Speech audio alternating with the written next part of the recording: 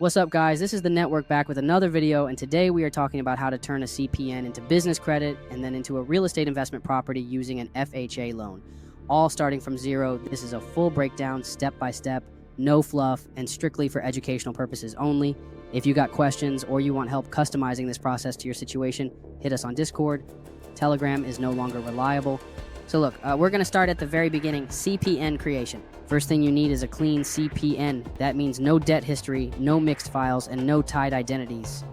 Once your CPN is built the right way, with a matching name, DOB, public record address, and credit file properly opened, you move to phase 2. Phase 2 is trade lines. We add authorized user lines. We drop primary accounts, and we set the credit profile to look like it's been alive and active for at least 6 to 12 months. You want that 680 to 720 sweet spot before moving forward. Now this is where the game flips. We turn credit into cash. You can do this by running credit-based approvals through in-store flips, phones, electronics, or personal loan setups that pay out same week. Some clients use apps, others walk into banks. Depends on your location, your profile, and what kind of play you're running. Once that cash hits, that's not the end. That's just the pivot. Now we leverage the CPN to build business credit and start the LLC and a clean EIN, virtual address, business email, domain, and phone number. All that gets listed to the bureaus. But the key play is this. We use the CPN as the personal guarantor. Why? Because we already boosted the CPN score, so now that same file gets you approved for business cards, net 30 accounts, fuel cards, and lines that don't even report to your personal credit. And you build that for 30 to 90 days, get a few approvals under your belt. We're talking at least 1 fleet card, 2 business credit cards, and 1 vendor line that lets you buy and resell products or supplies, and then we liquidate. Use the business credit lines, cash them out, or flip through vendors that offer resale options. That could be electronics, supplies, furniture, appliances, whatever works with your brand and matches your business category. This gives you lump sum cash again, but now it's all under the business name, not your CPN, not your social, and this is where most people stop. But we're not stopping here. Now we take it into the real game. Real estate, here's where the FHA loan comes in. Now that you've got liquid cash, you can use that as your down payment. FHA loans let you buy up to a 4-unit property with only 3.5% down, even if your credit is average. The catch? You got to live in 1 unit for at least 12 months. That's not a bad thing. That's leverage. You live in 1 unit, rent out the other 3. And guess what? The rental income from the other units can be used to qualify you for the loan. That means you could be living for free while your tenants pay your mortgage. That's called house hacking. And for fixer-uppers, FHA got the 203K loan. You can wrap the renovation costs into the loan itself. Buy a property that needs work, fix it while you live in it, and when the year's up, refinance into a conventional loan and rent out all 4 units. That's how you go from no social, no credit, no cash to owning real estate and cash flowing from tenants. And listen, people ask all the time, what about flipping? What about buying and reselling? There's a rule for that, FHA's 90-day flipping rule. If someone just bought a house and tries to sell it to you before they've owned it for 90 days, you can't buy it with an FHA loan. Unless certain exceptions apply between 91 to 180 days, you can buy it. But a second appraisal is required, and the lender will ask for the full title chain, value increase justification, and more. It's stricter, but it's doable if the flip is legit. And let me clear up a few common lies people believe about FHA loans. Number 1, you can't use FHA for investment. False. You can if you live in the property. Number 2, you can rent it out right away. False again. You have to occupy it for at least 12 months. Number 3, you can't get approved with low credit. Also false. FHA is made for borrowers with weaker credit. That's the point. And number 4, son, you can only do this once. Not true either. You can use the FHA once, build equity, refinance into a conventional, and do it again with another property down the line. This is a long-term strategy. The goal is not just to get money, it's to build credit, build a real business, and then build real assets. This method is for people who are trying to change their financial situation and not just play with approvals. And that's the full route. Build the CPN greater than flip the credit, greater than guarantee business credit, greater than liquidate for cash, greater than use that cash as the down payment, greater than get into a multifamily FHA deal, greater than live in 1 unit, greater than rent the rest, greater than refinance later, greater than repeat the process. And this is the exact system being run behind the scenes by people who understand how credit works. This isn't theory. This is being done every day. And if you're someone who wants to learn how to set this up properly, how to get your file built the right way, or how to start this from scratch, hit the Discord. That's the only place we answer questions. Telegram is unreliable now. If you're serious, we'll help you put this together step by step. But remember, this is for educational purposes only. Nothing here is advice. It's all for informational and research-based use. How you apply it is on you. But if you do apply it, just know this might be the first time you actually get ahead financially without cutting corners. All right, now let's go deeper, because some of y'all been asking what the actual steps look like once you're inside the process.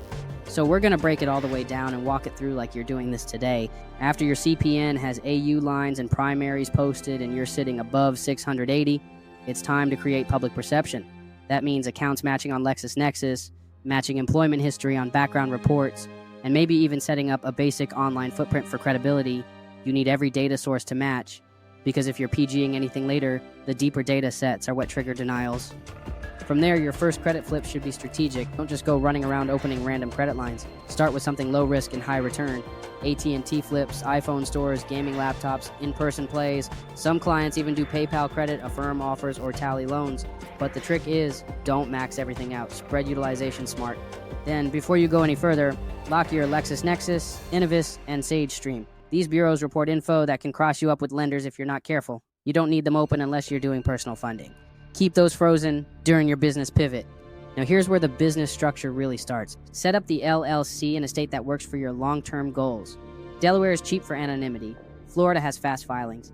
Texas doesn't tax LLC income. Pick your flavor. Once that's active, you register for the EIN through the IRS, attach the matching business name, and then you structure your public presence. Virtual address that's not a P.O. box. Business phone number, preferably toll-free or VoIP like Ring Central. Professional domain email, no Gmail. Website landing page just for proof, even if it's one page. All this gets submitted to D&B and Equifax Small Business. Now we move to Tier 1 funding. Let's get vendor accounts with Uline and Granger Quill. Get gas cards like WEX or Fuelman.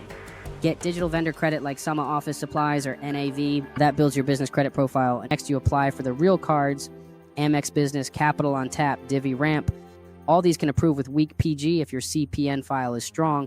The limit you get is based on business revenue stated, industry code, NAICS, and relationship strength with your banks. That's why we open a business checking account early, preferably with a bank that does credit lines later like Bank of America or Chase. At this point, you're 60 to 90 days into the build. Now you've got two options. 1, keep stacking approvals. 2, liquidate and leverage. Liquidating is the real play. You can liquidate business cards through Stripe processing, PayPal invoices, even merchant partners who resell inventory for a cut. There's dozens of methods. Just don't run them too aggressive or you'll trigger fraud flags.